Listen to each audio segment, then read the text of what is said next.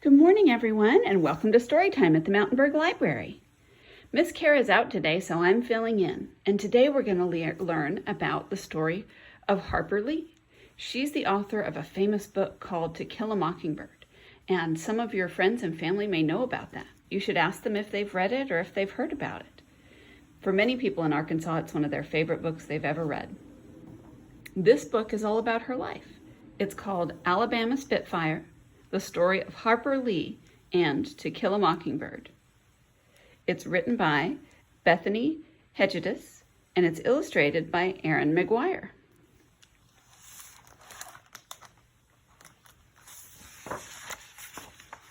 Alabama Spitfire, the story of Harper Lee and To Kill a Mockingbird. Written by Bethany Hedges and Aaron McGuire.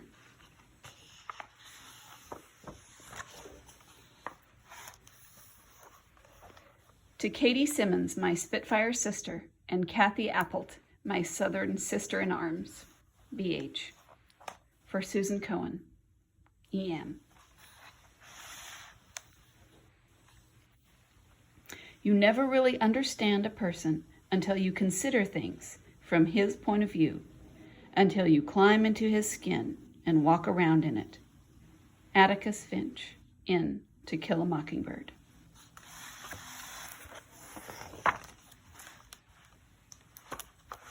Oh, that looks like fun. The red soil of Monroeville, Alabama, is as rocky as the state's past. But born in that same soil are the roots of the girl who grew up to write the book of the 20th century. Nell Harper Lee entered this world on April 28, 1926. From the get-go, she was a Spitfire. Unlike her sisters, Alice and Louise, Nell shunned what she called the pink penitentiarity of girlhood. She embraced dungaree overalls, scampering up trees and rolling in tires like her brother Edwin. Knee and elbow scrapes didn't bother her one bit. There's Nell and her brother rolling in the tire. And there's in Monroeville, Alabama.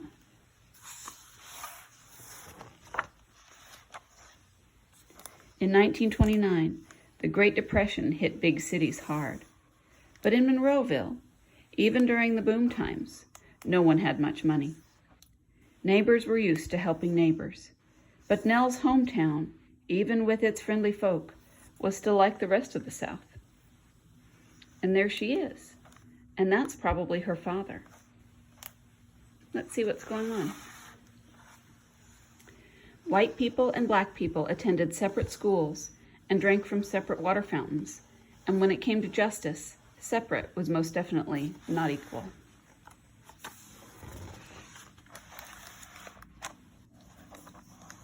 Nell's daddy, A.C., a lawyer, was a big believer in justice. On hot, humid afternoons, instead of going to the movies, Nell watched him try cases at the courthouse. And there he is. There's her father. There's the jury and the judge. And there's Nell, watching.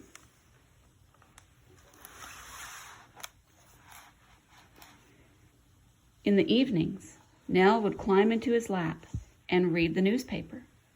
Before she hit first grade, Nell could read on her own. There they are. She looks really interested.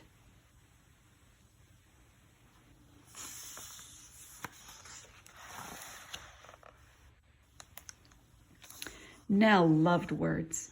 She loved the sounds they made, how she could string them together to appease someone or to rile them up. Words had weight. Words held meaning. And there are some of the words she's reading. Chuckled, singular, delicacy, peculiar, establishment, bohemia. Those are some good ones. But when it came to schoolyard conflicts, Nell preferred to use her fists. It wasn't that Nell was a bully, though she did have a temper. She just couldn't help but fight for what was fair. She always took up for the underdog, and no one was more of an underdog than Truman, a boy who came to visit his aunts for a spell and ended up living next door to Nell. Dressed in white linen suits with a high-pitched voice, True was an easy target for bullies. Nell became his friend and protector. There's Nell, and there's Truman. There's Bully.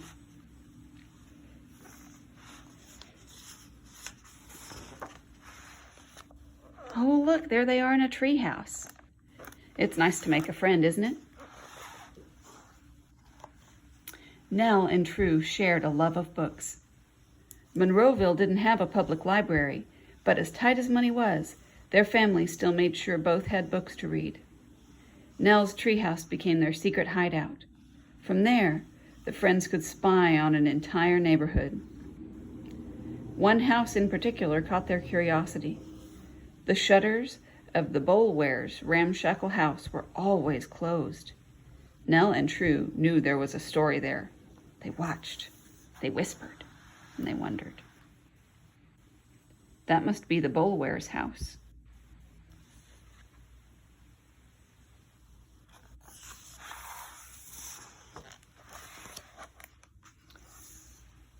Oh, look. Do you guys know what that is? Let's find out. Around this time, AC gifted Nell and True with a black Underwood No. 5 typewriter.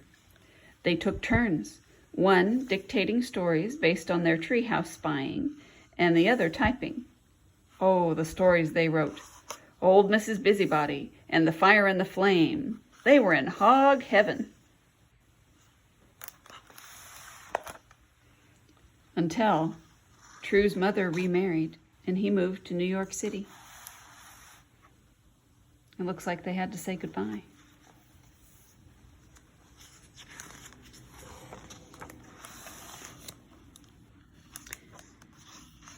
Nell missed True, but time marched on. Even in sleepy southern towns, no girl stays a girl forever. There she is. She's graduating from high school.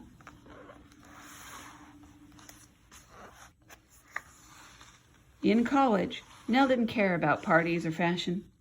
As editor of the school newspaper, she cared about people, about words, about stories, both fact and fiction. Oh, and there she is, still in hog heaven with all her books in her dorm room.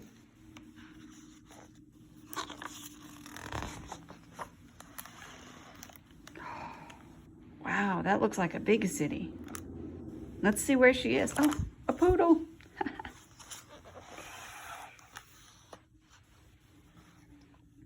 Nell attended law school like her father and her older sister Alice, but she didn't finish. The same girl who had typed in the treehouse wasn't done telling stories. She made her way back to Monroeville to break the news that her dream was to be a writer. AC didn't approve, but he knew he couldn't stop his headstrong daughter. So in 1949, at the age of 23, Nell boarded a northbound train. Where was she headed? New York City, America's literary capital, and the home of her old friend, True.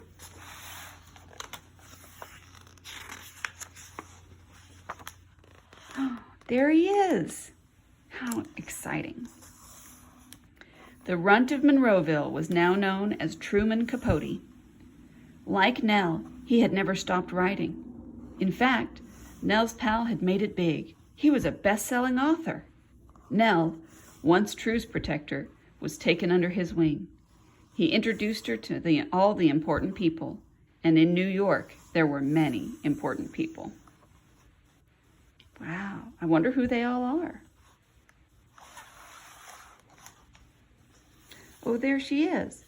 Those stairs probably go down to the subway. Nell settled into a small apartment in Yorkville neighborhood, a long walk from the nearest subway. After a series of odd jobs, she began working the reservations counter at the British Overseas Airway Corporation. Well, how interesting. So there she is in her uniform, walking to the subway. She would make reservations for planes going to Britain and overseas. Ah, and there she is. I wonder if she's in her office at home or at work. Let's find out. Any chance she had, Nell sat at her typewriter, the clicks and clacks of the keys mixing with the honks of the city traffic. She began with short stories, writing, revising. Revising means when you write something and you look at it again and you write it a different way, maybe a better way. Nell worked day in and day out for 7 years, but she didn't send out her stories. She didn't think her work was ready yet. But Nell was stubborn, and her Alabama Spitfire streak would not let her give up. Nell's dedication didn't go unnoticed. Some of True's fancy friends saw how hard she worked on her writing, and on Christmas Day in 1956, Nell found an envelope with her name printed with her name on it pinned to their tree. Dear Nell, you have 1 year off from your job to write whatever you please. Merry Christmas. How exciting. That's a great gift. And there she is. I bet she's thinking of all the things she could write about and all her memories of home. There's her daughter. Her daughter. There's her father. I wonder who's that next to him. With the crash and the clatter of the city all around her, Nell left short stories behind. She began a novel, and all those years of treehouse spying served her well. Nell started with what she knew best, writing about a small Alabama town inspired by her Monroeville roots. The scenes of perspiration and talcum powder. That means sweat, by the way. The memories of lazy Sunday afternoons, the hubbub of the town square, plus the drama of watching AC in the courtroom, all got mixed together to make a story as satisfying as a serving of grits and gravy.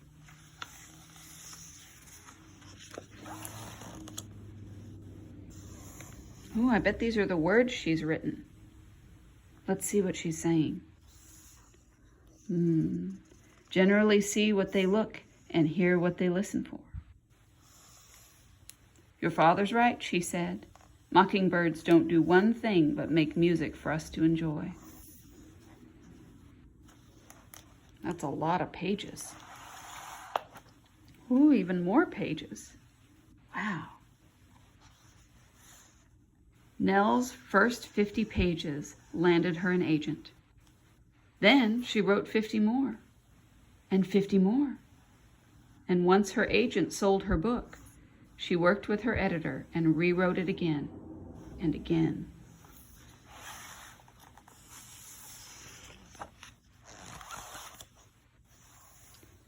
After 3 years and many titles, Nell's book, To Kill a Mockingbird, was ready at last.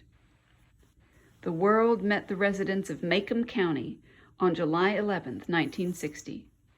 Nell, the girl who fought playground injustice, was at it again, publishing a book where a small town and its people struggled with what was wrong and what was right, and where skin color didn't automatically make one guilty.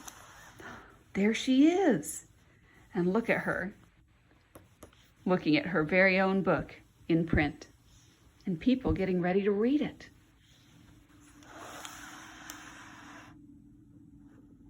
All sorts of people are getting ready to read her book. I think they're still in New York in that picture.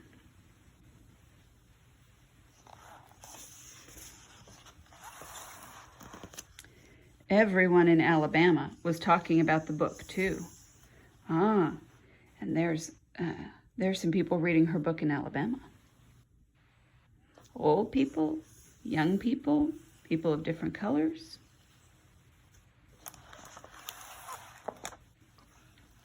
To Kill a Mockingbird flew off the shelves, making bestseller lists all over the country. It even won the Pulitzer Prize, the biggest literary award in the United States. But Nell's small town story wasn't bound to be just a book. Before long, it became an award-winning movie, too. Nell, the Alabama Spitfire, was famous. There's the book, there's the Pulitzer Prize Award, and there is a poster for the movie. One of the famous actors was Gregory Peck. Some of you may have seen that movie.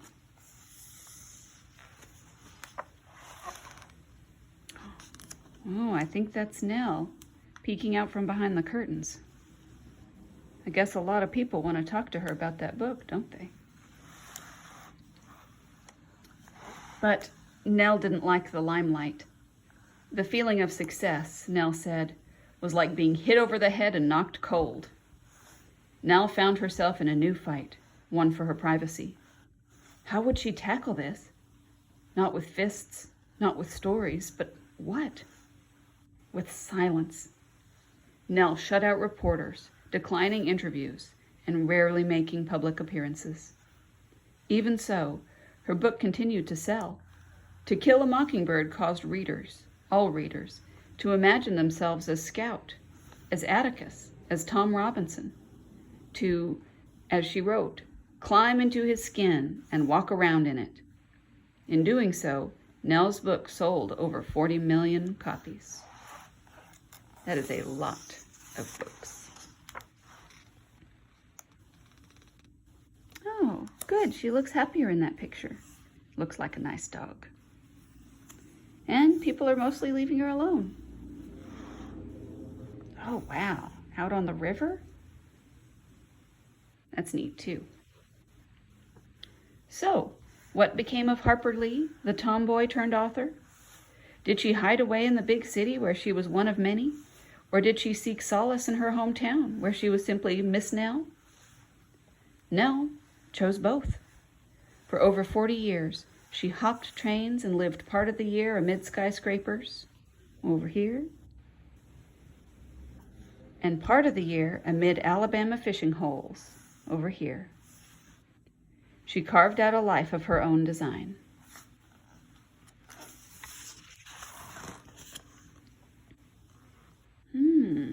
I think maybe that's a classroom. Oh, and people are still reading her book. The red, rocky soil of her youth welcomed Nell home for good in her 80s. Reporters still clamored for interviews, but Nell's steely Spitfire streak held strong. At the age of 89, the girl who grew up to be Harper Lee died. Nell is buried in Monroeville, the town she made famous in fictional form. And To Kill a Mockingbird continues to do the speaking and fighting for her. Yep, there it is. There's a teacher teaching the book, and there's people reading it. All sorts of people. The end. There's some more information here.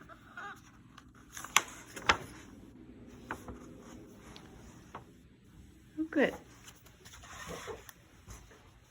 Well, I think story time's officially over, but I'll read this for those of you who are interested in learning more about Harper Lee. Author's note. So this is a note from our author, Bethany Hedges. For many, including me, there is no book more beloved than Harper Lee's To Kill a Mockingbird. It is taught with chapters being excerpted, that means left out, as early as 4th grade in schools all over the country. In Mr. Dickelman's 5th grade class, I read the title scene where Atticus encounters the rabid dog. I was hooked. That summer, I read the book cover to cover and did so once a year for over 20 years. In surveys, To Kill a Mockingbird is listed after only the Bible as America's favorite book. Though beloved the world over, not much is known about its author, Nell Harper Lee, who hasn't given a sit-down interview since 1964, just 4 years after its publication. I began this book before the death of Harper Lee. As a writer, knowing how strongly my childhood shaped me, I started rooting around in Nell's. Her early life in Monroeville, Alabama, had a major impact on her work and was where the story seeds for To Kill a Mockingbird got planted.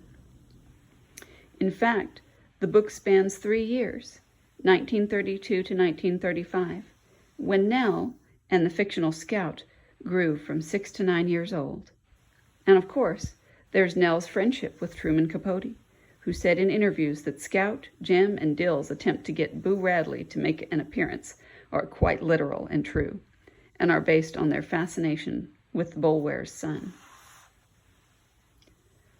From 1949 to 1960, as a young writer in New York, Nell worked tirelessly at her craft. As a reward for her diligence, Nell's good friends Michael and Joy Brown funded her year of writing and helped her to get her work seen by an agent, Maurice Crane. Crane liked her short stories but encouraged Nell to write a novel. Crane sold Nell's work in progress to publisher J.B. Lippincott with an advance of a few $1,000s. That means she got paid a few $1,000s just to get started. With her editor, Therese Tay von Hohoff, Nell revised the novel that would become To Kill a Mockingbird.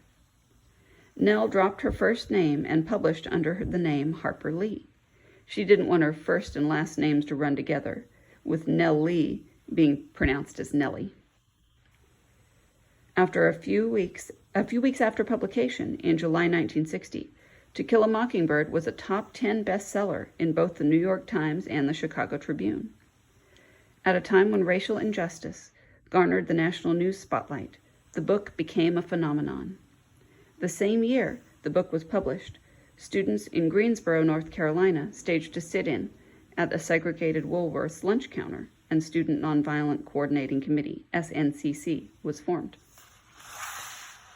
Nell's book may have been set in the Great Depression, but it also spoke to what was happening in the country in the Civil Rights era when it was published. In 1961, the novel won the Pulitzer Prize for Fiction. In 1962, the film adaptation won 3 Academy Awards: Best Writing for Horton Foote's adapted screenplay, Best Actor for Gregory Peck's portrayal of Atticus Finch, and Best Art Direction. These awards secured both the book and the movie adaptation a place in history. The amount of interview requests and fan mail Nell received increased, and in every interview, Nell was asked about her next book. In one interview, she answered, "Yes, and it goes slowly, ever so slowly." But as time went on, and another book did not appear, Nell became more and more of a recluse. That means she didn't go out anymore. Her answer changed to variations of, "I've said all I have to say." When Nell was 88, a novel she had written in the 1950s was discovered and released. Go Set a Watchman caused fans old and young to flock to bookstores and order copies online, creating another media frenzy. Nell died 7 months after Go Set a Watchman's release. Amid all the hoopla, Nell stayed silent. She continued to let both stories speak directly to the readers. There's her books, her award, and the movie poster again. If you'd like to read more about Nell Harper Lee, here are some good books. And this book will be available at our libraries if you'd like to come get it and see what these are. There are also some videos, some of them online. Oh, good. It looks like all of them are online. And if you want to find them and look them up, I think that'd be a wonderful way to learn more about Harper Lee. The end. Thanks, everyone.